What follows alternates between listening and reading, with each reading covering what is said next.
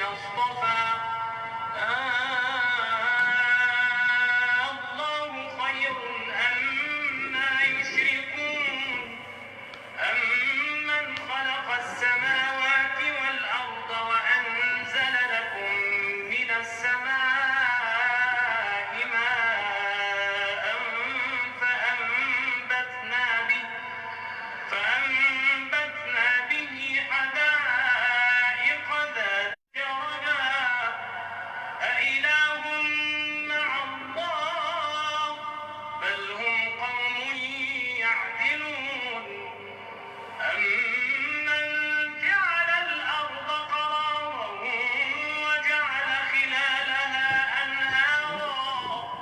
وجعل خلالها أنهارا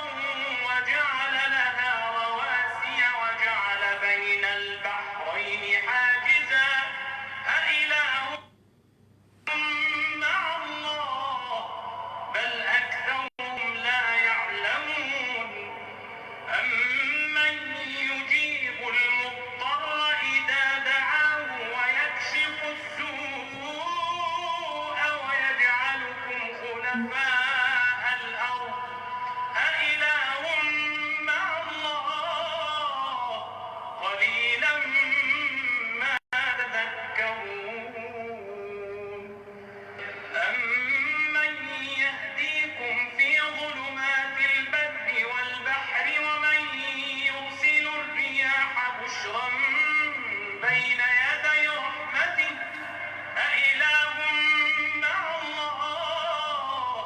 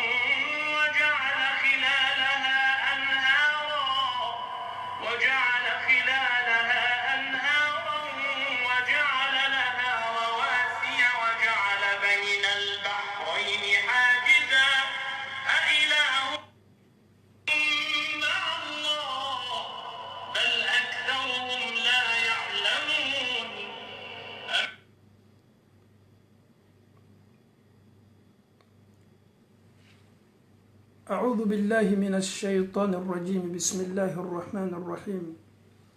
ربنا آتنا في الدنيا حسنة وفي الآخرة حسنة وقنا عذاب النار ربنا لا تزغ قلوبنا بعد إذ هديتنا وهب لنا من لدنك رحمة إنك أنت الوهاب اللهم اجعل مجتمعنا هذا مجتمعا مرحوما واجعل تفرقنا بعد هذا الجمع تفرقا معصوما اللهم كن لنا ولا تكن علينا اللهم انصر من نصر الدين واخذل من خذل الدين اللهم أنت الله أحد صمد فرد لم يلد ولم يولد ولم يكن له كفوا أحد اللهم آت نفوسنا تقواها وزكيها أنت خير من زكاها أنت وليها ومولاها السلام عليكم ورحمة الله وبركاته الحمد لله رب العالمين أنفوني أنبو لمن كلب بلا كفني نيفو لسن من يكا نيسي أو بلا كفني ما أنفو أني أنبو نيري ماركي بلا بلا سلامات جاما كتب بنونا كوالولا كبنين بارا نوناوما بي الحمد لله رب العالمين kira ye tiɲɛ ɲuman min to an bolo min y'a ka taasila ɲuman min ye sunna ye a bɛ komi danfɛn dɔw bɛ dugukolo kɔ kan olu tolo yɛrɛ tana le ala kɛra ka sunna ye n'a banna fɔla ko kira ye nin de to an bolo a bɛ komi ye petroli walama sɛgɛle ta k'a bɔn olu kan subhanallah cɛ belebele min nana ka na ne ni e bɔ dibi belebele la ka kanda sila yira ne ni aw la ne ni cɛ belebele ka kumakan banna lasela tolo dɔw ma nunu tolo be mɔnɛ ka da kan y'a fɔ ko ala kɛra ka taa sila ama alaw taala dali diina ni faamuyali ko ɲuman ka a di an bɛɛ la ka fɔ ni ma alaw taala bolo ala m'o kɛla an faw ani an baw waati belebele do sela walama a yɛrɛ suruɲana fɛti min n'a bɛ fɔ a ma ko 24 décembre fɛti min n'a bɛ fɔ a ma ko 31 décembre yalaw silamaya kodi ka bɛn nin fɛti ma anw ni silantanw kɛnimɛ bi ka ɲɛnamayaw kɛ ɲɔgɔn fɛ yalaw est-ce que silamaw ka kan ka fara o kan fɛti nin kɛli la walama an yɛrɛ magan tɛ ka fara o ka fɛti nin kɛli la yalaw est-ce que silama yɛrɛ ka kan ka foli lase o ma ka bɛn o ka nin fɛti ma wa walama silamaw yɛrɛ bɛ se nana n'o ye o ka so kɔnɔ k'o ka dumuniw kɛ ka bɛn nin don ma wa ni alaw taala sɔnna ne ni e kumakanw ka sɔn hɛrɛ ma alaw taala kumakan min ye kuranɛ ye n'o bɔla ye a ye taasila ɲuman min d'a ka ciden belebele ma min ye sunna ye o bena nana kana nin kiti ɲuman tigɛ ne ni aw ye tigɛko ɲuman la ka da kan a tɛ bɛn adamaden ye a miiriya do silamɛya diina la ni ne ka di ne ye ne miiriya y'a ye k'a fɔ ni ne cɛ ka ɲi anw ka diina ni o cɛ ka jan ɲɔgɔn na donc k'a faamuyali ko ɲuman di an bɛɛ la k'a fɔ ni ma alaw taala bolo ala m'o kɛla nin ye aya belebele dɔ ye alaw taala kɛni bɛ ka a mantonw kuma ɲɔgɔnya aya min na an bɛna a daminɛ nin aya belebele ma alaw taala ko muhamadu ma أنا ككوميونيتي بلا كفني الله تعالى بعد أعوذ بالله من الشيطان الرجيم ولن ترضى عنك اليهود ولا النصارى حتى تتبع ملتهم الله تعالى محمد نتي كلن تايدا إني منتون بك كنكمانا يهوديو تنا ديانا نياسيما كريتيو تنا ديانا نياسيما ibena kewali keni nunu yella nyini mi men nunu kono kana ima ni bardon abe komi alaw taala keni me kan nunu ka ko dogoni mi mo dusukuna yahudiya ni chrétien kana islamaw ma ala keni me kan secret bange anya ni lameni latangali lameni ye kada kan bi anya fo anga wala da temenula kera ye kangarla anye ka fo ko woleli kala do nato nunu tena woleli ke kata sla fo e kan fo jahannama bonda akaramo kacha alisini akaramo kanime bi ka mo wole kata ni barawma kada kan olu nyana ka fo ko dina ye olu miriale olu nyana ka fo ko islama dina ka kan ka conjuguer ka ben wati lema olu nyana ka fo ko ni min bala yalan ka islama la kwa nyo to e kan no mafanta olu kanime ka islama ke lotori ko ye ka famiyal ko madi ambe ma Allah taala bulala mo kala Allah taala ko walan tarda anka al yahud wala nasara hatta tattabi'a millatahum nunu kala nyini to foye e muhammadu yi kaslama dina toy yetu oko okake walula Allah taala le yenu fode yawdiya be namin kali koro ko be na kana koro boyoro silamaya mando ye o be nale doron kan korbo ni ala karani yahudiyaw ka kisaw lamɛ sallallahu alaihi wasallam yahudiyaw tun bɛ bɔ o fɛ kana ko bena anw ka ciden belebele kɔrɔbɔ o danin tɛ anw ka diina ni na min ye silamaya ye o yɛrɛ kɛni bɛ ka anw ka ciden nin kɛ ko gbɛrɛ ye olu tun bɛna anw ka diina nin kɛ yɛlɛbɔnna le k'a kɛ saboteli ye kerecɛnw yɛrɛ fana m'o cogo la alaw taala ko nunu ka laɲini ye min ye y'i ka diina ye k'a to yen ka tugu kɔ qul a fɔ o ye muhamadu inna hudallahi alaw taala ka kanda min ye silamaya ye a ye ne bila nin kanda sila min kan huwal huda o le ye kanda sila ye sila tɛ sila min kɔ min ka se nin kanda bonda kɔnɔ ka alaw taala ye kanda sila min di ne ma wala in ittaba'ta ahwa'ahum ba'da alladhi ja'aka min al-'ilm muhamadu ni tuguna yahudiyaw ni nasaraw kɔ ni tuguna o hakilinataw n'o miiriyaw kɔ ni y'i ka diina jasi k'i ka diina ye k'a to yen ka tugu o kɔ lɔnni ɲuman nin dili kɔ e ma min ye silamaya ye alaw taala ye diinaw ka sɔn hɛrɛma di muhamadu ma ka lɔnniw ka ɲuman di muhamadu ma ka d'a kan muhamadu ka karamɔgɔ tun ye jibirila ye muhamadu ni lɔnni ɲuman min dili e ma ka bɔ alaw taala yɔrɔ ni y'i bolo bɔ nin na ka nin kɛ kɔfɛ ko ye ka tugu yahudiyaw kɔ ka tugu nasaraw kɔ lɔnni ɲuman nin na kɔ ka na di e ma ne ala yɛrɛ y'a f'i ɲɛna sisan ko kanda ɲuman ye kanda ye ne ye silamaya min d'i ma o le ye kandaw ka sɔn hɛrɛma ye alaw taala be kangari la muhamadu ye subhanallah ma laka min allahi min waliyin wala nasir muhamadu ni tugunaw kɔ a dɔn k'a fɔ ko alaw taala t'i ka kotigi ye a dɔn k'a fɔ ko dɛmɛbaga t'i la tuguni min ye alaw taala ye o kɔrɔ ye di foyi ka n'a to i be nin kanda sila ye k'a to yen nasaraw kosɔn walama yahudiyaw kosɔn ala ye kangari la a ka jɔnw ka sɔn hɛrɛma ye muhammadin sallallahu alaihi wasallam an faw ani an baw nin ciden belebele yɛrɛ fana kumana ni ne ni aw ye a y'a hadisa senmanba kɔnɔ a ko di kira ko sallallahu alaihi wasallam latattabi'unna sanana man qablakum shibran bi shibrin wa dhira'an bi dhira'in hatta law salaku juhra dabbin lasalaktumuh qulna ya rasulallah اليهود والنصارى ني حديثا كراكو صلى الله عليه وسلم كراس لنا منتوني كو او كتو تونا نونوكو او كتو نيابولو كاكيوالو في او كتو او يرديلا اوما او كتو فرالو كاكيوالو لا او بتغو اوكو نونكو نياكيلي سمبا نياكيلي ني يهوديا ونو كريتيان يو اوكا امبرنتي بلا فامين في كو او بنا نيابو في au bena na kana tugo ko au bena na kono ka kewalu la deri au bena na kana farokon ka kewalu la al no yo on non kombla yoromina abena au non kombla non konya distance na dola au no je o ka kewali be au bena nyabo o ka kewalu fe au yara bena au senoda o senoka au bena tugo o ko kewali la kera koko al no dola wola basa oni kana be do womina al no dola basa wola ka au bena kana do o ko la salaktumuhu aw bena nislata sahabawi ala karama inga ya rasulullah ikani meka mu'minu kufani ikame yahudiya ni nasara ulema ala karako kuni yahudiya ni nasara utengame jonulema anfau ani ambau ala karako mana sallallahu alaihi wasallam min yara kabako kaboni nimbe neni ebese ka ala taala ka qur'an belebele karan chodi o metolon anyerela fatimina ketod nana be fama ko 24 ka du sagbe 25 kila ani 31 slamaw aw ye lameninke alaw taala ko abi nyasin joma nansaraw mi ye chrétien wi ni kuma kan fana aya baraw be abi nyasin yar yahudiyaw ma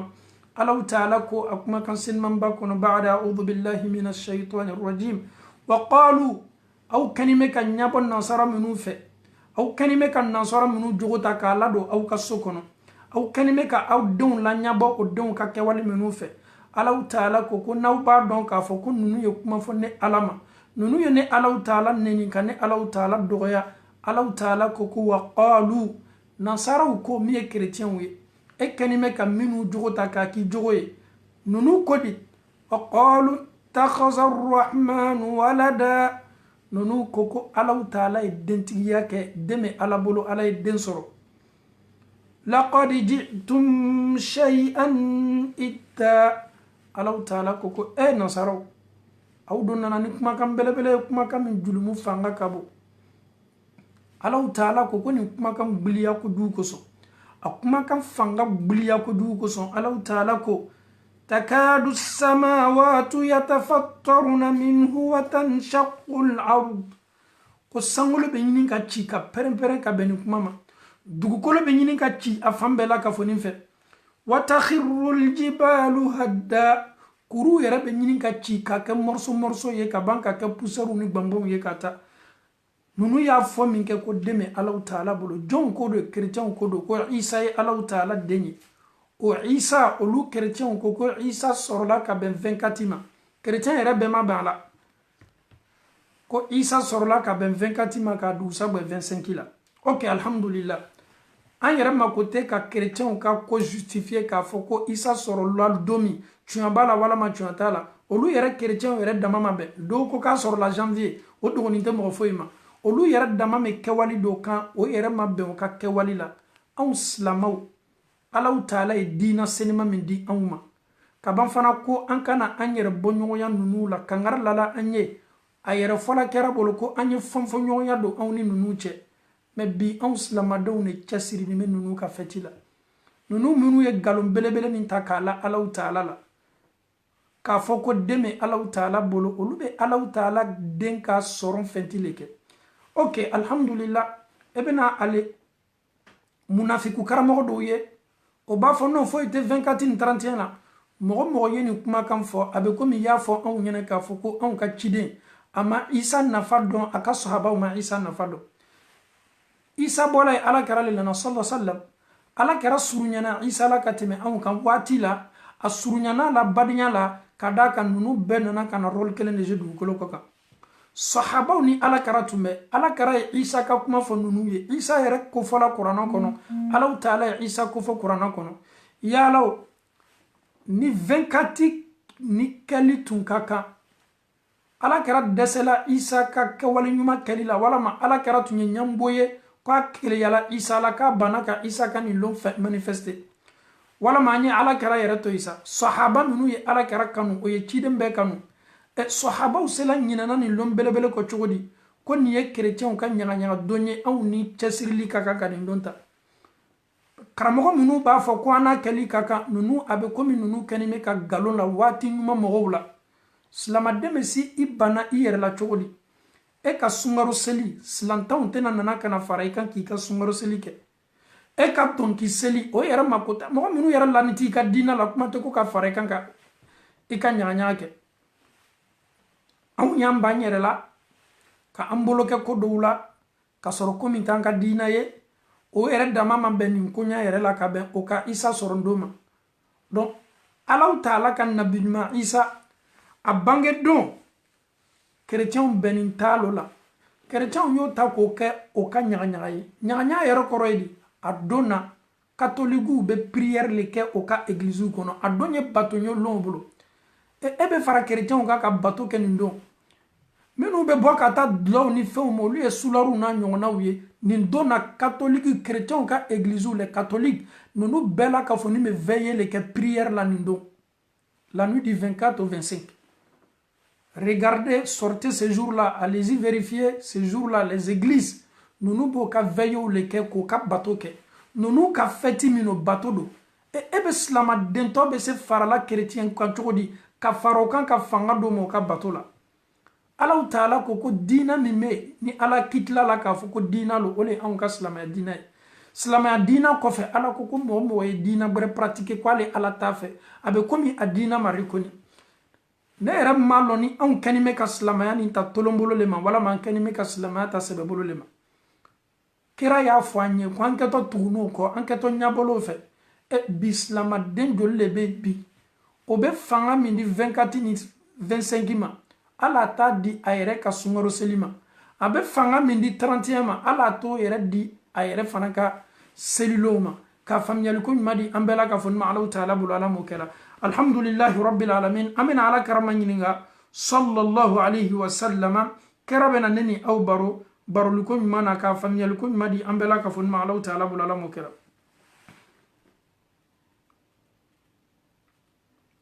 alhamdulillah rabbil alamin Allah ta'ala ko qur'ano kono والذين لا يشهدون الزور وإذا مروا باللغو مروا كراما. مفسرنا يعني آيات كم مغمغ ألو تعالى كجنسين من كدو منو كلمة وير سنيا كبو يرو لا كل يروما منا كيرولا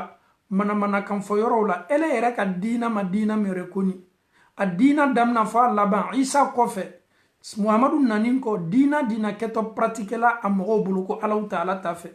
na bana fola ko dina mini ala tafe islama den tobe se farla chogodi oluka ka ika demaya la doni fetila ki yere la doni fetila ante islama yani tani hakli maisa ante bon anni dungo ko doni ibe islama wiye ni watu nyona ulela o kelime ka konyumo sindi kabla odenwe na wati sela tumatuma do fana me kado réclamer o fa no bawla kada kan yi dena diri mogboro ka dina la idden ka dina te dina mi donc Allah Ta'ala ko nunu ye moguye abe aka jonsennement le tano ko ye kolla kolon fayoro e an yere madiyen nunu yere ma ala madiyen ka dina yere ma ko Muhammadu nanin ko sari dina yere aslu yere ala ku ka tafe e ko ni ala ku ka tofe ke wali ketola islama demesen nana chudi ka fanga di uluma ke walola anu hankara mgon ya fayina ko foy tala isa fana Allah Ta'ala ka cidenye komi ankeni meka Muhammadu ka maulud ala kara yere ka mauludu yere ma sabati yere ka ciden yere ta ma sabati kuma yere te ko ka maulbure take donc boda flale baby mo ye ko do ke o tesi bana ka do ke parce que no ye do o bana ka do ke o bono yere mna donc bi o kenime nanani système kura munu ye ka la do slama kuna ko ka isa ka 24 ke ko bashi foy tala ko isa fana ye cidenye kabo Allah Ta'ala yoro subhanallah atisla Allah Ta'ala nye nunu ye nimin la alaka nunu ye Allah Ta'ala maji ko deme Allah Ta'ala bolo e masla ni kumanye e be fara nunu ka kaban fana ka o ko nyaga ke Allah Ta'ala yere ko kate mo munu ka dina fe dina yere aslu ala tafe kadaka isa ko fe Muhammadu nanin ko keto nunu bolo akala ko nyuma yo akala juguma yo Allah Ta'ala ko silama dina ko fe ko dina fo itina na adama deni no neni eni kuma ka me se fola neni enyene chodi na amanyere to dunya bolo wala mamanyere to nunu bolo ka famyel ko madi ambela ka fon ma Allah Ta'ala bolo ala mo kala alhamdulillah rabbil alamin ala ka sallallahu alaihi wasallam ayafa ka hadisala ko bena ka feti ko an silama o fana feti bambolo ika chidem belebele yi ka feti ko fiye ko an silama o kana fana ka feti be sungaro seliye an ka fetiye donc seliye an ka fetiye donc ala kera ye ni feti senima bange ka yara amantona an ka kan ka an cesiri ka an bolo ka feti minnu la ka ban ka feti nunu fana latɛmɛ a tigɛ ko ɲuman na komi kera y'a fɔ an ye cogo min ka faamuyali ko ɲuman di an bɛɛ la ka fɔ nima Allahu Ta'ala bolo ala m'o kɛla alhamdulillahi rabbil alamin nunu ka feti a tɛ bɛn ɲa si ma silama n'i ye 24 célébrer silama ni tugunaw ko ka 24 la ka ban fana ka taa sama fo ka na se 25 la a dɔn k'a fɔ k'i farala silantanw ka fanga do mo ka baara la Allahu Ta'ala diyanin tɛ baara min ma i ye fanga do la k'a d'a ma o ye kumakan min fɔ ka kumakan nɔgɔni min ko fɔ ko dɛmɛ Allahu Ta'ala bolo i farala nunu kan ka fanga do mo ka kɛwali la ele ko ne ta man ne do be ka ka ɲagaɲaga kɛ ele bena fara ne ka ɲagaɲaga la a bɛ ko min kɛni me ka kɛwali min kɛ i nana fɔ n ye k'a fɔ ko ala la chrétien cɛ anw silamaw tun ye galon le la aw la n nana le kana fara aw kan 24 ye aw fana ta ye anw fana ta do donc silamaw ye min fɔ an ma ko aw tɛ tuɲa kan ja galon de 24 kɛla bɛɛ la ka fɔ ni ye chrétien bɔ ɲɔgɔnyaw le kɛra ko aw ye différence do aw ni ninnu ɲɔgɔn cɛ 24 te an ta ye 25 te an ta ye 31 te an ta ye 1er janvier te an ta ye an ka diina do tɛ an ka diina danbe do tɛ ni i ko k'an ka diina danbe dolo a dɔn k'a fɔ k'a bɛ komi ye galon na ala kɛra n'a ka sahabaw la olu sela ka isa nafa belebele min bɛ cidenw na olu sela ka isa ka ko ye cogo di k'o ɲɛ datugu a kan o ma fara chrétienw kan o yɛrɛ ma fara chrétienw kan kira sallallahu alaihi wasallam diina senima min nana d'a ma yahudiyaw m'a to ye chrétienw m'a to ye donc ala kɛra nana le kana tuɲa bange nunu bɛɛ ye k'a yira k'a fɔ ko tuɲa b'ale le bolo Allahu Ta'ala ye a ci min kɛ a ye tuɲa d'a ma bɛɛ ka kan ka tugu a kɔ mais bi i bɛ anw de ye bi ame faralo kan ko ka feti ko yere mambo ɲininkali min bɛ nana est ce que an bɛ se o fo la wa k'a fɔ o ma ko joyeux anniversaire bonne fête n balimacɛ lɔnnikɛlaw bɛɛ y'a yira k'a fɔ ninnu ka fɛti laada tɛ dɛ ninnu ka fɛti o y'a ladon u ka bato kɔnɔ ko bɛ don bato bonda kɔnɔ ka d'a kan n y'a fɔ sisan a don su fɛ ninnu bɛ veiller o ka église la chrétien ɲɛnama bɛɛ bɛ veiller o ka église la le bato bonda kɔnɔ ele ni Alahu Taala cɛ mɔgɔ minnu ye Alahu Taala kɛ saba ye Ala ye den ye Ala ye fa ye Ala yɛrɛ fana ye Saint-Esprit ye mɔgɔ minnu ye Alahu Taala kɛ saba ye bato bonda kɔnɔ nin don na ninnu bɛna ka na o ka église la ka na o ka bato kɛ a sularu n'a dɔrɔgitalaw n'a sunkurutigɛlaw ni dulɔminaw le bɛ taa kɛnɛ ma olu min yɛrɛ ta le ye nin don ye ni yɛrɛ lɔn ya o dama yɛrɛ bɛnnen t'a don na donc esilama bɛ se cogo di ka fara ninnu kan u ka kɔnɔnafili ko la an'u ka kɔnɔnafili baara la ka d'a kan ni kumana kɔnɔ ko karamɔgɔ dɔ y'a ladaga hali sini karamɔgɔ dɔw kɛtɔ a ladaga la ka d'a kan bi karamɔgɔ dɔw kɛlen bɛ ka min kɛ k'an ka silamɛya diina yɛrɛ principe bɛɛ lafili ko ka dunuya kɛ bi komi foyi tɛ subhanallah an n'o ye ko bɛɛ kɛ ɲɔgɔn fɛ silamɛya tɛ di yɛn silamaden ye n'a yɛrɛ sɔrɔ nin baara cɛjugu la ka faamuyali ko ɲuman di an bɛɛ ma Ala m'o kɛ la madama n'a ma a tɛ bɛn ko an ye fara o kan a yɛrɛ fana tɛ bɛn ko an y'o fo ka foli ɲɛsin o ma ka d'a kan n'i ye ninnu fo ka foli ɲɛsin o ma a kɔrɔ ye di o kɔrɔ ye ko aw ka fɛti min aw y'a kɛ ne ye bonheur souhaiter aw ye hali ni ne lani tɛ aw la mais n kɔni bɛ bonheur souhaiter aw ye est ce que ko fila ni sa colle wallahi ça ne colle même pas ele ka diina ko k'i cɛ janya ka bɔ o la faraw kan k'o ka tolon kɛ y'i cɛ janya ka bɔ a la ele k'i cɛ janya ka bɔ nin bɛɛ la ele bɛ su ani tile ninnu welela ka o féliciter o ka fɛtiw la an y'a lɔn k'a fɔ ko an ka diina tɛ kunfinya diina ye lɔnni diina don ala kɛra ko anw nabi ɲumanw bɛɛ la ka fɔ ni ye taasila kelen de ye tuma dɔ an bɛɛ ye famille kelen mais an ka diinaw le kɛcogo bɔnnen bɛ ɲɔgɔn na kira b'a dɔn k'a fɔ ko isa kɔn'ale ɲɛ i bɛ ala kɛra ka ɲɛnamaya damina san 63 k'a ye san 23 min kɛ cidenya la ala kɛra yɛrɛ ma dɔn fɛn min tɔgɔ ye ko 24 walama 31 anw ye silamɛya jasi bi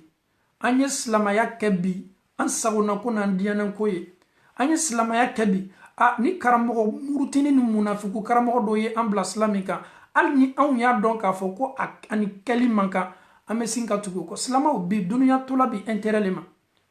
karamɔgɔ caman bɛ o kɛni bɛ ka mɔgɔw lasu ni ala sɔsɔ baaraw la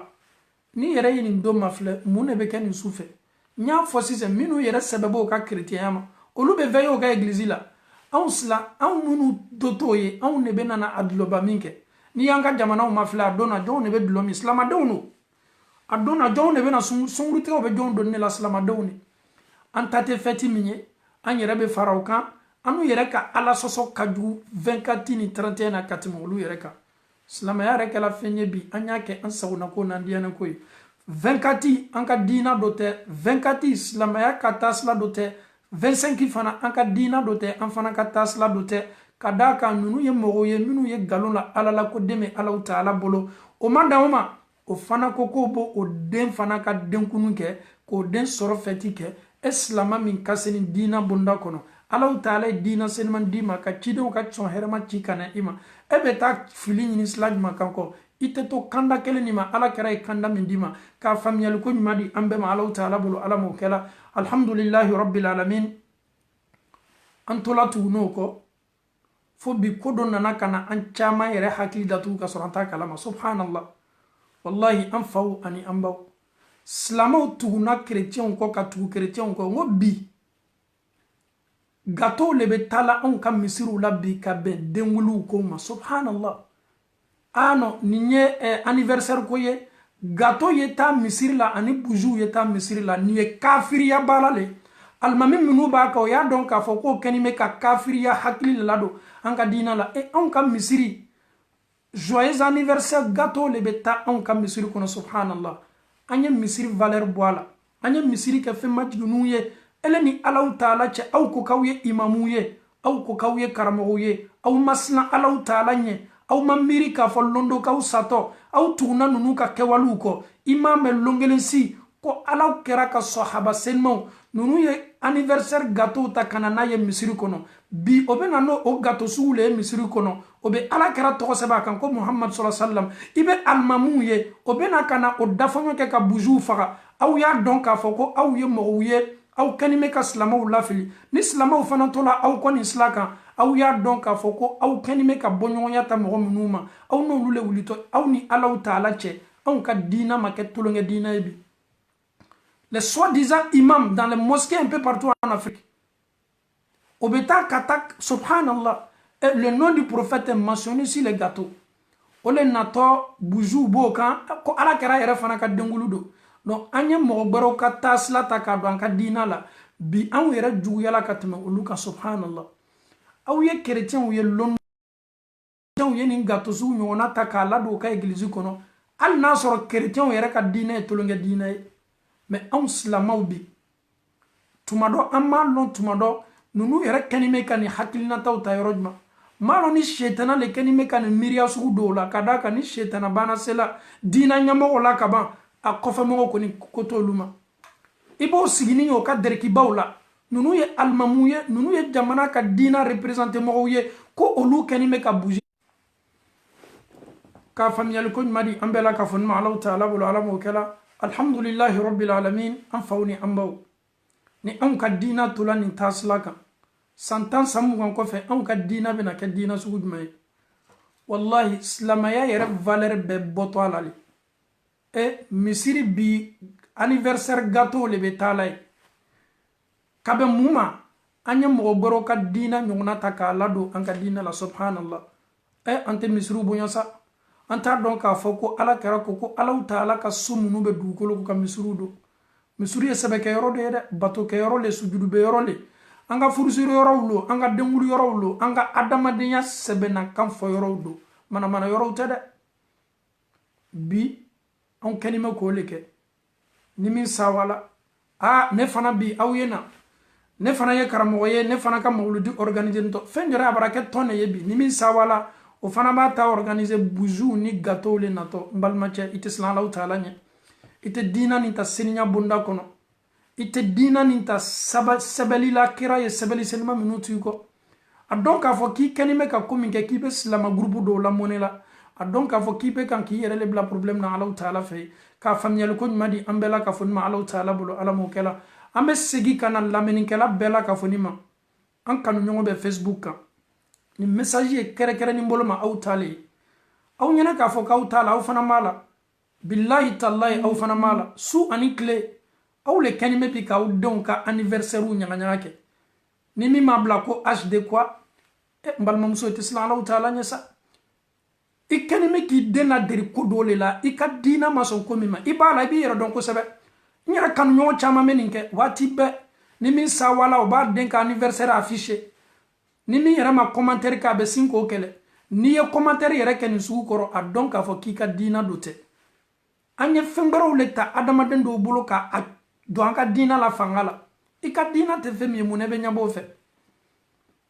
slama muso ni mi yera sawala buju le be na musiku beta ka dena na ka fon ye den ka anniversaire e anka dina yera to la doma karamo be dona kumfu be dona be keni me dongela jon yera le keto fola alala anka kan yera mabonna nyere ka ami yera clancha bebe ni barake wati ba afficher wallahi wajibili do be kesu ani kle obame men ni ayi dena der ni barala kani importance ko fu idenya ni dembo yana domi ni min sawala doro no ma ko HD ko ala malo ni happy birthday to you ite sabari ye dina ta takunyuma yi illa mo ma dina la minu ye dina ta senya bunda kono idambe te bara minye mune bi yere bla bara wala na nini maka tena lonka foko do farali den sanka nti ka dina bara ye ameto nini la wati be amena tuko ko dondoni anato mo bibi nabi ni den yere do ka anniversaire na sela na make do me kele le boala kada kan yi don kala nansara jogo de la yere mafle ke to ife farafina yen ye ka famina ifama ke ibama ke olu yo yere don o tolo ka dina dambe kono emi yere twabula inyene ka foko bebi bolo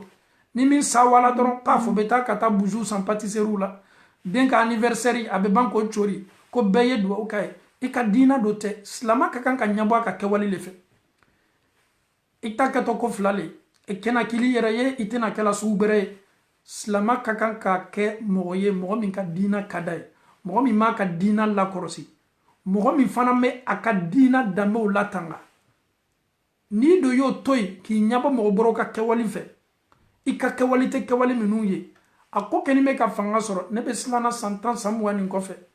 est-ce que anw yɛrɛ tɛna kerecɛnw ni yahudiyaw jogo yɛrɛ ta k'a don an ka diina la k'an ka diina yɛrɛ danbe bɛɛ bɔ a la wa a waati sela ka da kan n ka ma wule ma Facebook kan su ni tile aw minnu kɛni bɛ k'a cori hali n'i y'a mafilɛ sisan n'i tola i bɛ dɔ ye a b'a ta cori an ye silan Alahu taala ɲɛ an y'a dɔn k'a fɔ ko Alahu taala ye anw bila dugukolo kɔ kan an bɛna ma ɲininka an denw ka kiti la kiyama don denw ka hakɛ bɛ an kan an fana ka hakɛ bɛ denw kan ni e y'i den lamɔ dɔn na san san ko ka buji ta ka denmisɛnw ta ka na dɔn kɛ ka setana labɔ i den kan ele ni Alahu taala tɛ ni denw ye setana sira ta sini jɔn y'a damina jɔn y'a damina i k'i denw deri jogo la jogo min t'i ka diina danbe ye i den deri jogo la silamaden ka kan ka lamɔ jogo ninnu kan i kana diina gbɛrɛ ka mɔgɔw ka jogo ta k'a ladon i ka diina la ka sɔrɔ i ka diina dɔ tɛ hali n'i ye karamɔgɔw y'a la i ko n'olu ma filɛ i b'i ka ciden ta i b'i ka ciden kɛwale le ma filɛ kira ye min kɛ ko minnu sabatila la ko minnu laborila a bolo sahabaw denw kan duwawu k'i den ye ninnu mako tɛ foyi la u ka ɲɛnamaya la ka duwawu k'o ye kabini n'o bɛ fitini duwawu le bɛ den sabati o kosɔn ala kɛra ko sallallahu alaihi wasallam nin y'a ka sunna belebele dɔ ye an ye sunna minnu kɛ kɔfɛ ko ye ko ni i den sɔrɔ tile 7 i ye den n'a den kunnabɔ kɛ n ko anw yɛrɛ kɛni bɛ k'an ka den kunnabɔ ye k'a to yen bi an kɛni bɛ ka fanga dimi ma o le anniversaire ye ko ni den ye dencɛ ye ni ala ye saga 2 se k'i ye y'o kana tigɛ saga se b'o ye o mako tɛ saga la ko bɛ taa ka taa gâteau le san ni den ye denmuso ye ni Alahu taala ye saga 1 se k'i ye k'i y'o san ka silama wele o ye duwawu kɛ den ye ka da kan den ka ɲɛnamaya a ka kan k'a damina ni duwawu le b'a to a bɛ sabati duwawu le b'a to a bɛ kɔrɔta n'i y'a ye bi silamadenw caman bi o palon ni m'o yɛrɛ ma ni min tɛ kaso la o bɛ kan ka dɔrɔgi min est-ce que bangebagaw sariya ka min ɲini bangebagaw fɛ an y'a laboridenw kan silamaw an sela waati dɔw la n'an kɔni m'an yɛrɛ kɔrɔsi k'an ka kɛwalew mafilɛ falifɛfaliya ka an cɛ janya ka b'o la mɔgɔw kɛni bɛ ka baara dɔ kɛ i lɔ ne fana y'a kɛ non n tɔɲɔgɔn kɛni bɛ k'a kɛ ninnu civilisé m'o ka so kɔnɔ n'o denw ka anniversaire sela dɔrɔn o bɛ sin dɔrɔn ka anniversaire cori donc i lɔ fana ye don a la ka tugu adamaden kɔ ka sɔrɔ i tuguni maa kɔ kɛwale minɛ n'i yɛrɛ ma ɲininka est-ce que ne ka diina ye denw lamɔ cogo fɔ nin cogo de la an ma Alahu taala dali ka silamaw kɛ u ka diinaw latangabaga ye Alahu taala bolo ala m'o kɛ la o kosɔn bi a kɛla sababu ye n'i sela an fɛ farafinna Afrique de l'Est yɛrɛ la silamadenw kɛni bɛ ka fanga min di 31 ma subhanallah 24 ni 31 hali minnu yɛrɛ kɛni bɛ k'ale fɛti kɛ n'a fɔla k'o ta le olu kɛni tɛ ka fanga sugu d'a ma a dɔnkɛyɔrɔ bɛɛ ye silamaden a dɔlɔmiyɔrɔ bɛɛ ye silamaden a ko kuntan yɔrɔ bɛɛ ye silamaden ka d'a kan an ye sugu dɔ le ta an sugu tɛ sugu min ye ka ni faamuyali ko ɲuman di an bɛɛ la k'a fɔ ɲuman Alahu taala bolo ala m'o kɛ la an ye silan Alahu taala ɲɛ anniversaire ti i ta ye i ka diina dɔ tɛ i den fana ta tɛ i den ka diina dɔ tɛ kira ye a ka sahabaw lamɔ ni jogo ɲumanw de la ala kira ye Anasi lamɔ a fɛ ye kabini Anasi bɛ san 10 a ba y'a di ala kira ma Anasi bɛ kuma ala kira kan a bɛ kuma yɛrɛ fana ka ɲɛnamaya kan tumana min na tuma ala kira fɛ ye an baw ni an faw aw ni Alahu taala cɛ ka anw to nin tolon na anw ɲɛnɛ k'a fɔ ko arijinɛ bɛ sɔrɔ tolon de la ni min diyala an ye dɔrɔn an bɛ sin k'o kɛ wallahi arijinɛ tɛ sɔrɔ tolon na minnu lasawala ko dotɔ arijinɛ kɔnɔ ninnu ye sɛbɛ le kɛ o y'i bolo kɛ sɛbɛ la Abubakar ma manamana ta a y'i bolo kɛ sɛbɛ le la Umaru ma manamana ta a y'i bolo kɛ sɛbɛ le la Aliyu ma manamana ta a y'i bolo kɛ sɛbɛ le la Usmana ma manamana kɛ a y'i bolo kɛ sɛbɛ le la Tolha b'o cogo la Zubairu b'o cogo la Saadi bin Abi Waqas b'o cogo la Zubairu bin Awami b'o cogo la Abdurrahman bin Awf b'o cogo la Abu Ubaida Amirul bin Jarrah b'o cogo la ninnu ye sɛbɛ ta ninnu ma diina kɛ tolonkɛ diina ye ne den ka san kunbɛ ye se ne ye n den tɔɲɔgɔn wele ka na ka musique bila la k'olu ye dɔn kɛ ni ne den kɛla dɔnkɛla ye sini est-ce que o ka kan ka bari ne la ne le ye n den kalan dɔn na kabini n'a bɛ fitini wallahi n y'a kalan dɔn na min yɛrɛ ma kabani mɛ n'a bɛɛ ye anw yɛrɛ ma mɔ ka fɛn minnu ye an faw ni an baw la bi n'i ye anw yɛrɛ y'o kɛla i b'i kali k'a fɔ k'an wolola ka sɔrɔ an baw ni an faw tun b'a kɛla n'i ye silama dɔw ye o kɛnin bɛ k'o denw lamɔ ɲa min ma bi tunkan na i b'i yɛrɛ ma ɲininka yala nin yɛrɛ bɔla famille ɲuman na ale yɛrɛ m'a lɔ den bɛ lamɔ ɲa min hali a yɛrɛ fa kan k'o fɔ a den ye o bɛɛ ye kumajigi ni maloya y'a ɲɛnɛ subhanallah silamaw i tɛna kɛla foyi i yɛrɛ kɔ dɛ i jantu yɛrɛ la ka baara ɲuman ta ka sɛbɛ k'i ka diina nin kosɔn ka faamuyali ko ɲuman di an bɛɛ la ka fɔ nima Alahu taala bolo ala m'o kɛla min bɛ anw ma o y'a laseli le n'a diyala min ye alhamdulillah ni wajibili banna i den ka anniversaire y'a coori su ani tile ka da kan kiyama don bɛɛ bɛ na ma ɲininka i ka kiti la laselilaw bɛ ma ɲininka aw y'a lase wa a lɔdola tolo minnu la aw y'a ta wa k'a labaara wa kalimaniya ko ɲuman di an bɛɛ la ka fɔ nima Alahu taala bolo ala m'o kɛla n'i ye silama ye i ka kan ka i yɛrɛ comporter ka bɛn i ka diina ka kɛwalew le ma n'i ko i yɛrɛ ma ko silama i ka kan k'i ka ciden belebele ka taasilaw le mafilɛ n'o tɛ n'i y'i yɛrɛ to adamaden dɔw bolo yɛrɛ sagonankanfɔlaw bolo yɛrɛ sagonankokɛlaw bolo minnu ko yɛrɛ ma ko karamɔgɔ jalamugu b'o kunna n'o kɛnin bɛ ka silamaya principe bɛɛ kari ka bɔ yen ko an bɛ duniya waati min na nin ko an tɛ se ka nin bɛɛ labaara a dɔn k'a fɔ k'i kɛnin bɛ k'i yɛrɛ bila fili belebele bonda kɔnɔ k'a faamuyali ko ɲuman di an bɛɛ la ka fɔ nima Alahu taala bolo ala m'o kɛla n'i b'a dɔn k'a fɔ ko ninnu ye Alahu taala nɛni ala ko sankolo bɛ ɲini ka ci dugukolo bɛ ɲini ka pɛrɛn-pɛrɛn kuruw bɛ ɲini ka mugumugu ninnu ye nkalon min la Alahu taala la ala ko k'a tɛ bɛn ɲasi ma wa ma yanbaghi lirrahmani an yattakhiza walada ne ala bɛ se den sɔrɔ la cogo di kerecɛnw ye nin nkalon belebele la Alahu taala la ala yɛrɛ ko muhamadu nanin kɔfɛ kerecɛn to a ka diina la ala ko k'a t'a fɛ ele silamadentɔ i bɛ taa mun ɲini tuguni i bɛ taa diina ni tiɲɛ ɲini sira juman kan kɔ kɛnɛya yirali la nɔrɔ dili ma arijinɛ sira ɲuman lakala i ye mais alhamdulillah silamaden dɔw bɛ nin waati ɲɔgɔnna la 24 ka kan ka préparer a bolo cogo min n dɔw yɛrɛ ko o n'o musow bɛ bila ɲɔgɔn na muso ko ko fɔlɔ anw tun bɛ taa 24 ni 31 kɛ ɲɔgɔn fɛ mais bi foyi t'a to ni ne bɛ bɔ ni muso ma bɔ bɔliw la a yɛrɛ bɛ muso basi subhanallah ka bɔ ka t'i yɛrɛ bila ala sɔsɔ bonda kɔnɔ fɛn min t'i ta ye i ka diina danbe tɛ i bɛ waso n'o ye i yɛrɛ bolo bɛ se muso ma ka bɛn o ma ka nin diina faamuyali ko ɲuman di bɛɛ la ka fɔ nima Alahu taala bolo ala m'o kɛla an ye siran Alahu taala ɲɛ an y'an denw kalan an ka diina jogow la ni nin waati ɲɔgɔnnaw sela ni nin waati ɲɔgɔnnaw sela an y'a yira an denw na nin t'i ka diina dɔ ye dɛ sunkaro seli y'i ta dɔ ye min yɛrɛ dimi ka bon n'a bɛɛ ye i tɛ kerecɛn denw ye anw ka sunkaro la k'o bɛ nana ka na fara an kan subhanallah o denw tɛ nana fara an denw kan ka taa selimafo kɛyɔrɔ la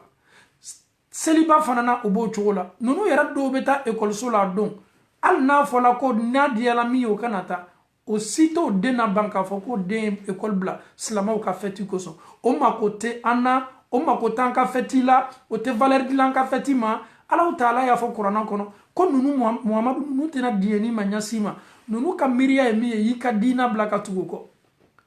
kɔ mɔgɔ minnu kɛlen tɛ k'i jate o tɛ kan k'i ka diina ɲagaɲagaw kɛ n'i ye o yɛrɛ mako t'i la mɔgɔ minnu ko k'i ka diina nin k'olu dilanin t'a la olu ko ko Isa ye ala ye olu bolo olu bɛ se k'o ka ala to ye cogo di ka tugu muhamadu kɔ o danin tɛ muhamadu la o ko muhamadu tɛ ciden ye o kɛlen bɛ ka muhamadu ko kɛ kɔfɛ ko ye muhamadu manto ye anw minnu ye ni Alahu taala ye kanda ko fɔ anw ye anw ne ka fisa ni manto bɛɛ ye anw ka ciden ne ka fisa ni ciden bɛɛ ye anw ka jigi kitabu min ye alikuranɛ ye o le ka fisa ni kuranɛ bɛɛ ye nin bɛɛ lajɛlen kɔfɛ anw silamadenw bɛ taa ka taa kanda ɲini yɔrɔ jumɛn kɔ an bɛ taa ka taa seniya ta bon ɲuman kɔnɔ kɔ Alahu taala yɛrɛ kangari la an ye ko an minnu limaniyala an y'a dɔn k'a fɔ ko n'an ye ninnu kɛ teriw ye teriya n'an ye teriya laja n'o ye kanu min nana teriya kɔnɔ dɛ ni dɔ y'o kanuya dɔ ma teriya kɔnɔ i ka to tugu n'o kɔ ka kɛwale bɛɛ la hali ni ninnu bɛ adamadenya ma ye adamadenya kɛ n'o ye ka dansigi a la i ka Alahu taala de y'a fɔ kuranɛ kɔnɔ i tigi Alahu taala wallahi ko an ye dan bila a la parce que n'i ye teriya kɛ n'o ye ɲa dɔ ma n'a y'i invité a fɛ don min ni tolon dɔ b'a fɛ don min i kɛtɔ nana dɛ ka d'a kan kanu bɛ an ni ɲɔgɔn cɛ n'a y'i invité ala sɔsɔyɔrɔ la i bɛ taa donc silamɛya ka nin de ko fɔ an ye anye janto anye la kanka dina ni ta senya bunda kono ka famiyal ko madi ambela ka fon ma Allah taala bul alamu kala anya don ka foko danfin ala ye anda ka danesi anka kewalula ani minu keli kaka anka kan kan cejanya ka bo minula anka kan kan bela ka foni ne jati ka famiyal ko madi ambela ka fon ma alamu kala aw ye fanga di anniversaire do labi anka misuru kono farafina yoro do la pâtisserie gâteau le be do labi anka misuru la almamu be bougie le fagaw le kala o dafanyo labi muru le be talo bolo bi ka gâteau la tigeti dina ni me muyera an ka dina saboteli ni me muyera ka an ka dina jasi ka adama dondo jogo kuntanta jogo mi Allah taala yere madiyama anyo ta ko o churi ko do an ka dina la an yere ka dina nyamo olu le keni me ka fanga dini ma ni jamaw ye aw ye nina jamaw be seni ndabla la chogodi o ko son adama den be yi jantu yere la lameni ani ka makam beta ka bara kelenta de adama den ya don ka fon ka kan ka makam dumu tan ka dina bara la kan ka dina bara ka famiyal ko madi ambela ka fon ma Allah taala bulu ala mo kala lalili kam me ka di ole den ka kote anyan jija ka an den lamo jogola jogo min donte anniversaire réclamala kada kan ka dina dambete kera ko sallallahu alaihi wasallam ko aw ye shaytana gben ka bo aw dewna kabini de masoro folo o koro yedi duwo le tume kala le bolo duwo mi me kala alni Allah taala dendima abe shaytana cejanya ka bo cheni musola abe shaytana yere cejanya ka bo dena ni den do la sanworon vla ko ka den la kala slamaya ni fona mais an den do be santan sabasoro ali ka fatiha karontese mais nansaro jogo no dajo an do ba bela ka foni kalama imi den la deri ko la ika dina e ko minu nyini fe mais kiyama lo ni deme kiti wallahi aw be kiti kiyama no kadaka yi den kalan jogo le la aka dina ma jogo min ko fay kiyama fana ni den to la ni fili bonda kono al ni dem nana mo min kala sababu ye ka to den fili la fana mem nada donc ka kiti ka bo kiyama don ko son Allah taala qur'ana kono ya ayyuhalladhina amanu qu anfusakum wa ahlikum an-nar وقودها الناس والحجارة عليها ملائكة غلاظ شداد لا يعصون الله ما أمرهم ويفعلون ما يؤمرون أو منك كو يمؤمني أو مؤمن لمن لا أو يو يركون تنغ تسمى لدولما أو بسلسو أنيتلي أو بمسرو لسو نيتلي على كو كاو كان دا أو يرما دا أو يو كدما يفنم بلي تسمى لدولما كداكا جهنم تسمى كتمننا ni jo kabaw ni adamadow ne aw kana to aw naw kadum baw yere ye jahannama lo yala no ama Allah taala dalika antanga ka boni bara be mala bo kala awati sela slamadon do be no lu yere do la lo la subhanallah surtout en fait so do be anto lu to fola slamadon me concurrence ke chiele sana a 24 sela meta kata chie basa ninga de maya badum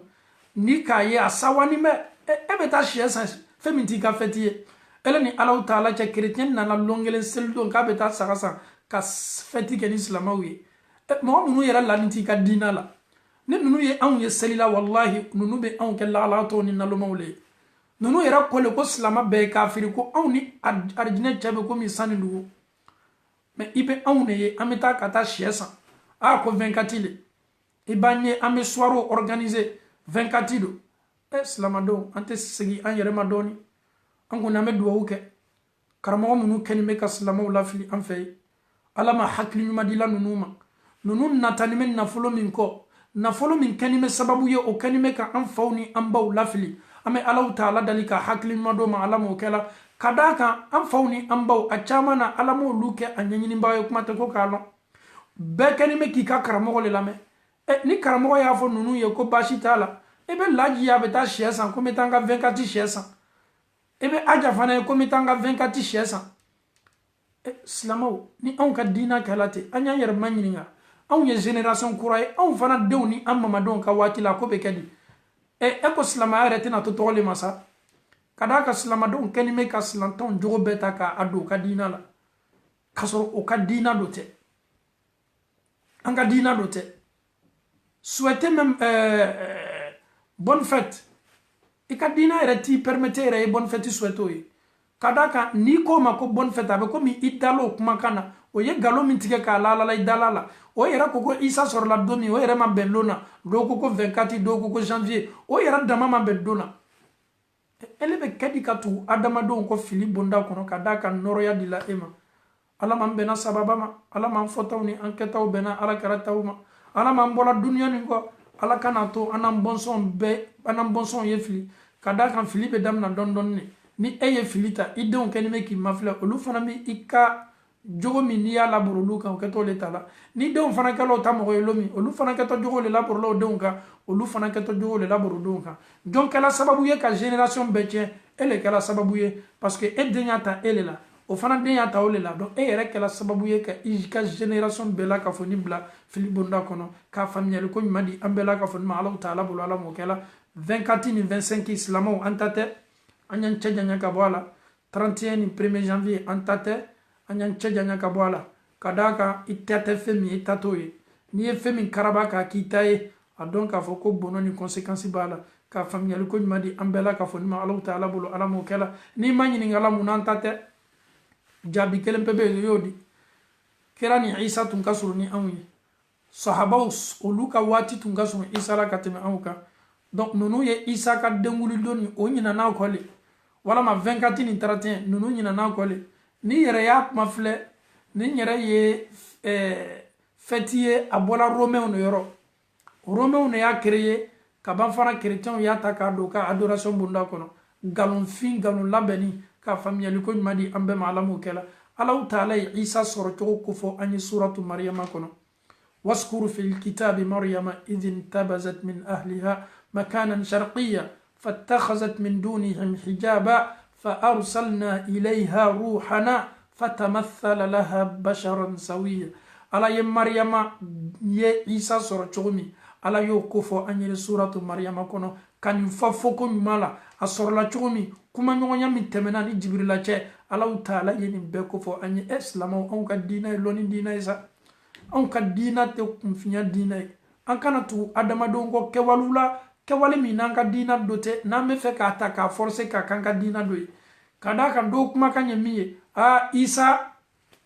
alaw taala ka ciden do alaw taala ka ciden bɛɛ ye kelen n'o fɔla jama do cɛ ma jama minnu tɛ ko lamiri olu fana b'a fɔ ala la tiɲɛ b'a la han isa fana ye alaw taala ka ciden ye an fana kan ka nin kɛ dɔn o bɛ silamɛw hakili suyani ni kuma sugu de ye ka d'a kan adamaden dɔw bɛ yen ni kuma banna fɔla olu ye janni n ye sigi ka kuma analyser ala yɛrɛ ko kurana kɔnɔ ko nunu ka diina silamaya diina kɔfɛ diina bɛ ala ko k'a ta si fɛ diina yɛrɛ muhamadu nani kɔ ala ko k'a tɛ diinaw fɛ olu kɛtɔ kɛwale kunta nunu labɛnna u ka diina kɔnɔ ani ka galon belebelew la ala la e bɛ se farala olu kan cogo di donc ni bana nin fila analyser la o kosɔn karamɔgɔ lafilitɔ o kɛtɔ mɔgɔ lafili la mais génération bɛ yen o tɛ se tolongala olu hakili la wallahi génération bɛ yen karamɔgɔ i kana dan bonya ma i ka mɔgɔw bolo mɛ i tɛ se tolongala jama bɛɛ hakili la i kɔni jama minnu b'i kɔ i bɛ tolongo olu hakili la hali n'i kulela olu bɛ kuli kɔ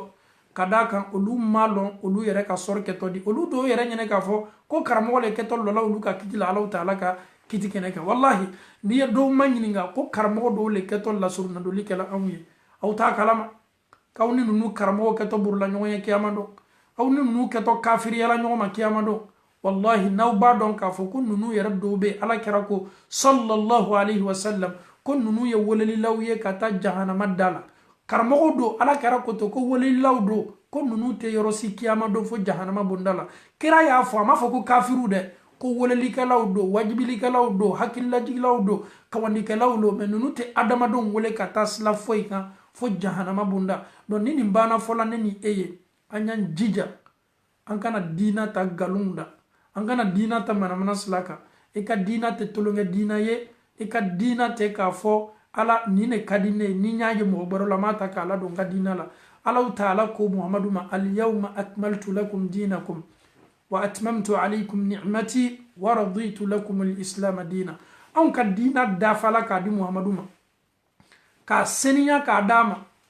k'a fɔ a ye fɔ ko ɲuman na a fana y'a lase laseli ɲuman na a yɛrɛ y'a lase a ko ko ala sereya ni n'i ka diina lase laseli ko ɲuman na donc ne ni e bɛ taa yɔrɔ jumɛn tuguni ka taa kanda ta an baw aw y'aw janto aw yɛrɛ la an faw aw y'aw janto aw yɛrɛ la aw y'aw jija aw y'a aw denw sɛbɛkɔrɔ jogo don ka bɛn nin fɛtiw ma ka se denw laɲinana nin fɛtiw kɔ k'a yɛrɛ la k'a fɔ ko ninnu ka fɛtiw tɛ o ka fɛtiw ye an faw ni an baw ye an lamɔ jogo dɔw la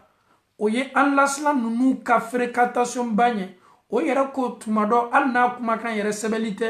mais an faw hakili tun b'o yɛrɛ la ko ko bɛ kɛ sababu ye o denw bɛ fili o yɛrɛ ma ka ɲabɔ diina bɛrɛ jogo fɛ fɔlɔ n'a tun bɛ fɔ ko n'i y'i bolo lajigi suma na ni silamɛtanw ye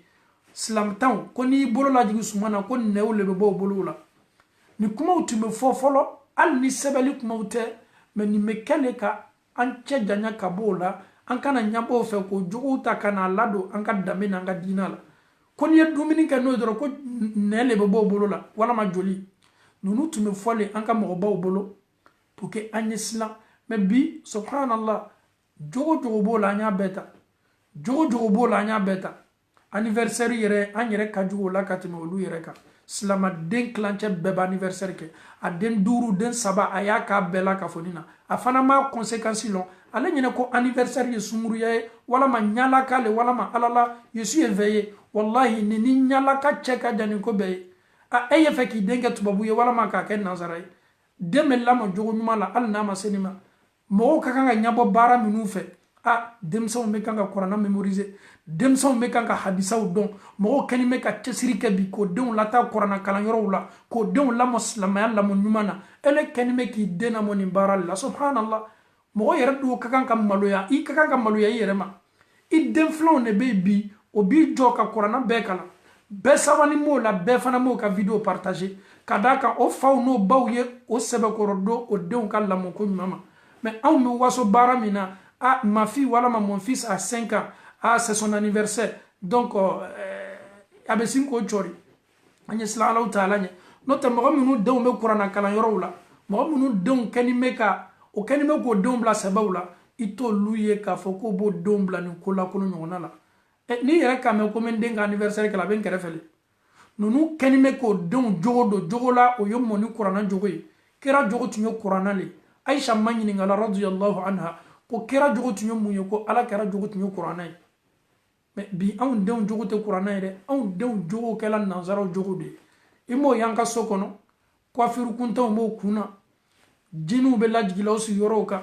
o ka kurusiw fara fara ɲuman o la dɔw yɛrɛ kɛlen bɛ k'o tulo sɔgɔ i yɛrɛ bɛ dɔw ye bi o den yɛrɛ ma sɛmɛ 10 ans ka fɔlɔ a kɛlen bɛ ka rasta fa den kun na donc nin de ye bi anw ka lamɔni ye an fɛ ye ka an denw bila jogo la jogo min cɛ ka jugu ni den mɔna n'a ye ani silamɛya bɛ kɛ komi san ani dugu i bɛ anw de ye bi an bɛ taa ka taa fɛnw san k'a di an denmisɛnninw ma minnu bolo bɛ fɛ ka don ji la minnu bɛ sunkuruya daminɛ ni e ye jipu fitinin san k'a di den ma denmuso min bɛ kan ka sunkuruya a bolo bɛ ɲini ka don ji la ele ni Alahu taala cɛ y'i den lamɔ mun na i y'a lamɔ mini jipu dɔ la den fitinin n'a ye jipu don waati bɛ se n'a bɛ sunkuruya la i y'a fɔ a ɲɛna ala la faniw ka kan ka changer i ni minnu doli ka kan silama ka kan k'a den lamɔ jogo nin de la mais n'anw ye min ye kɛnɛma n'an ye min ye publicitéw la ala la an bɛ ɲabɔ fɛ k'o san kɔnɔ di an denw ma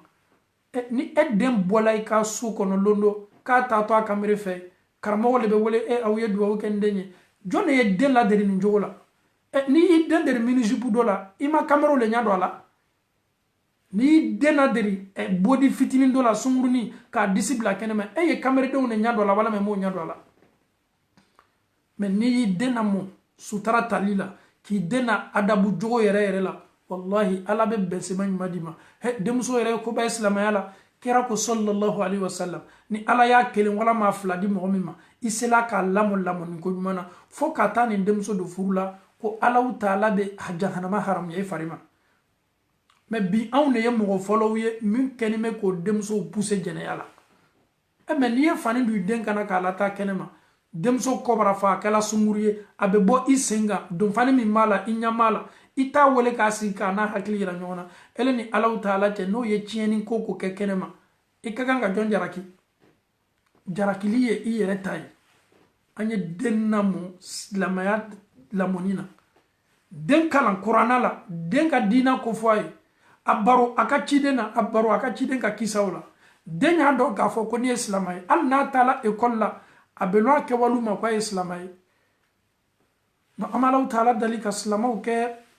i jantobaga ye nin yɔrɔnin na Alahu taala bolo ala m'o kɛla wallahi don dɔ Umar bunil Khattabu ni cɛ dɔ tola kuma na nin cɛ nana ka na dama kasi Umaru yele ka b'a den ma umaru ne denye nin kenna abe ndoya abe kobe kenna kadaka umaru ye kititigela nyuma ye a tese jodi la nin chema fo ka dene wele kana denana ana falo ni me umaru manyininga umar ye de manyininga dem go silama nyambo mfa manyininga ayen soro muso mina ayen muso swazi wala mama swazi akoma muso swazi ayere to min lanna to mane to ni yere malu ya to yi est-ce que ne faye ne kala silama la ko fa ma kala silama la umaru ko chema kwa donc afo ko kiyama lu idden ka hakke belebele le bi kan kiyama idden ka hakke belebele le bi kan kiyama am fawni ambaw nyala ka tay den ka anniversaire yede ele min keto a commentaire la mo min keto a afficher la abay na kelen fakele ni adama de yere ni ka kola kolon ye kola kolon Facebook na bibla julumuna al ni na tiye flani ne abola kono kelena a keko mi nyantala na ko ki ka jugule te fe ka kon commentaire o yale kungoye ikini mako foydo la mais ni ekela kola kolon blala ele fana kala kola kolon commentaire la donc ibe fanga di kola kolon ma donc abe kola kolon ke ba na dialo ye o yo donc anniversaire ou bla o ya be afficher 100 ani du iba kele ko mi nyantala kada kan nu yera ba dabola kamali anye do kan do ni o makote ni barawla anyo kanyana ma ya damna ni senya damna li anyo kanyana ma ya damna ni chuanye anyanka dina yere hakika ko foye an kana fenta ka la do kuna o tate fe minu yo ka dina dambete o yera fawma yo bembawla e ko san generation kurawte ni mi ya yere tuwa wula doron na ye barani do damna ka kartini do soro warni do be do la ka kontila fana kala mo ya yere nyene ka fo mo mi nyala ka ni menimbe ni ya me ko nyala ka be soro dina le kono ki ka dina dambe don ki ka dina dan la tanga min nyini ni fe yo ke o le kuna dia jongi ala yere diana jonne boy ala ma famiyal ko ma di lambela ka fonima ame min fo am fawni am bawye nonu ka fetu sela on ka fetite o kata ko kalo ka fetila o yo lu kungoye on slama o yanyere senya ka boni barala on ka don ki seliba mbolo on ka seldeni bambolo alhamdulillah rabbil alamin bayetu taala lakum dinukum waliya din alaw taala ko muhammadu afoye ele ka dina bi bolo e ka dina itaye e ka dina principe bi bolo o fana taw bo bolo o yoto no tawi e meni an ko ante dananta ma foka to tawle ta kana do an ka dina la sa an ye problème créer kadaka ni ye ko do la do dina la ka so dina do te e be génération chama bla problème na e be famille mo chama na fili e be sigida chama la fili ka famille ko madi ambela ka fon mala mo kala akela diabo ye ni watu nyona o be sela foka an fawni an bawtolo la kunu o yo yara korosi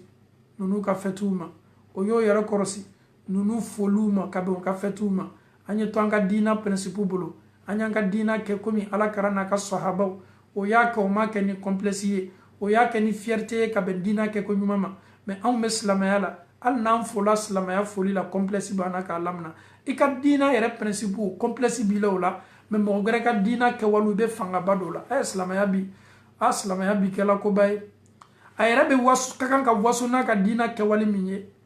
ni ya fo islamaya yere foli la wallahi be jeni na be jama do chama do be jeni cheni kana to ay lon ko islamale yere kenime ki ka dina ke fe majini Umar ibn al-Khattab ko mo be korota ko sabati baraka itena baraka sur la foi la fika dina koni mo ye baraka ni korota ni fember la mine dina te kelen ko Allah taala bi maji sahaba ye korota sur ni islam dina do Abubakar ma korota sur foi la fo islam dina Umaru ma korota sur foi la fo islam dina Umaru tume kafiri yala ma do mi gara islam yala aye fangani place belebele soro bo sahaba ut mo le fo ko antu mo majigini ye islamaya nana kana an korota valari yeratnte awna antu ye jongu ye islamaya nana kana an korota me bi an me fe ka korota o le majigi ka fanga di chieni ma ka fanga di ala soso barawma ibo chasiri ni ye katani yorowla mbalma muso ni chako kata me kana tuka ko kata 35 euro de e kana tuka ko kata 24 euro de ni tuna ko amisalia be ko mi tuna ko kata ala soso yoro minu ye galona ala la ika ikhlasu ni tawhidu madafa kada ka mo minu ye galola alala e ko kibeta kata fara olu kan ka nyanganya ke no ye ele yere ka kan ka sige ka silamaya la o ko son anga karamo belebele do tume Abidjan alama la hinana la me duwa kai kamara alama la hinana la wallahi ayeni kuma kan fo amanyina ko ako silamade min bola kata 24 ke koni ka ye 25 ki soma ni ya ye o dusa boy wala ma min tala 31 ke ni ya ye le 1er janvier ako ki kana fama salam alaikum de ki ya fama ko mon père bonjour subhanallah ayeni kuma kan belebele fo ni kuma kan bay silamade min bola kata 24 ke yoro koni ya ye o dusa boy kana salamu blade a fama ko mon père bonjour kada kan chrétien ka foli de boy ayeni kuma belebele fo haklima le ben kuma famu kadaka ifarala mogo kan ka fanga do mo ka ala sobaraw la ika dina yere ko ka kewali fitini na belebele be ko ala ta fa islamaya nanin ko ele be se débat duma kala ni mogo ye ka ben sujet ma ala le ko muhammadu nanin ko islamaya nanin ko dina keto pratiquer la tu bolo ko ala ta fa ala dans au yoroma pour quelqu'un qui réfléchit avec l'arrivée de ton prophète sallallahu alayhi wa sallam dina keto kala nunu bolo anyanao akecho nyanao akecho manyao akela donyo akela nyanga yo ala taala tafe ni ala ko ka te fe min fe islamade ala ko ka bile ta min fe ele ye bo itaola kata fara oluka hakili ko be ka adama do ma problem ba ke amado ni mirila ika dina nina ebe ala taala tano wallahi ni mirila ka fo ko cidin senmani ni nanima wallahi be ala taala tano o ko son ke amado melekaw benallo ala karaka mantondo nya ka o bloqué Muhammadu nyama ka mantondo na tola melekaw benaka ilo nya fe kira ba fo melekaw ko ka mantondo tewa melekaw ba fo kira e kima lo sallallahu imano nunu ka labasani min du ka dina la ko fe nunu tu ye kokuraw labenaw le ka dina la ka nyabo ke walu fe ki mo jodo ta ka do ka dina la jogo minute ka famiyal ko madi ambela ka fon ma Allah taala bulala mo kala. Un musulman doit être fier de cette religion. Quand on est musulman pas à moitié, nous sommes musulmans à 100%. Je suis musulman, nous devons respecter les principes que l'islam nous a donnés. Alhamdulillah, vous allez voir les imams, d'après eux, ils sont modérés. Ils vont vous dire non, ce n'est pas un problème à partir du moment que nous vivons ensemble, on peut partager tout. Donc, nous, quand on est boda, kasinka ala sosol la noya odala, comme lui era tun kalanemeni ala karani aka sahabawi. Non no yo fodoro mo minu fana kalimanyo no ka hakilu sabatinite e bo lu yo be ka o be giringa tuko do anye sna ala taala nye anye nyabwanga ke walu fe ala kara ko bena ka feti ko feti be on fana bolo e ka chide ni ka feti ko fiye anya wasado an ka fetu la anye nyabwanga fetu fe anya ka fetu la teme ko me dina ya fanyene tumi anya cheja nya ka bo adama de ngero ka feti la mo munu ka feti damna na labanye ala sosoye galon le talaka ala alala o yara fana me dina min ka me wati bina ala taala tafe ebe mu nyini na ko ka famiyal ko madi ambela ka fon ma ala taala bulala mo kala me fana ka sigini kuma labanka ka fo lameni kala be devoir mi me ka fo awye aw munu ken me ka aw don ka anniversaire ni fon ke aw islam ala taala nye aw islam ala taala nye aw kana ni la mo su laburi aw don ka ay jogu man lado adon kuna o ba don ka fo ko islamay ni eyi den kala nina fo ka sa ka sayama ni ni wati sela wati aketo ni kelale na ma teruta ka bo kwanyita ka tanka anniversaire célébrer kada ka jogo dole na fa na baya do ala fo itato na be se bolala demsaw do be komi fara ni sebeli ke fara ka ni no la bo fara la no te tununa don ni den la deri ala nyasranya la abeki de ma sabatiya ka nyama yala allahumma arina alhaqqa hakka warzuqna ittiba اللهم كن لنا ولا تكن علينا اللهم انصر من نصر الدين واخذل من خذل الدين اللهم أنت الله أحد صمد فرد لم يلد ولم يولد ولم يكن له كفوا أحد اللهم آت نفوسنا تقواها وزكيها أنت خير من زكاها أنت وليها ومولاها الحمد لله رب العالمين وبانينكو أنفعو أني أنبعو ni Allah taala sona me ya fanyini au bela ka foni fe ni Allah taala ka dien tama do ben sinkoro voyage do ben en sinkoro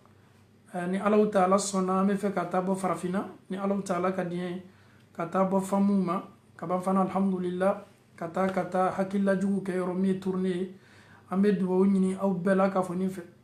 ama ñini aw befe aw yan sama duwawula ka beni voyage ma ni Allah taala sona ameni aw ye wati bela ka fonna ni Allah taala sona voyage fana atomanja ni Allah sona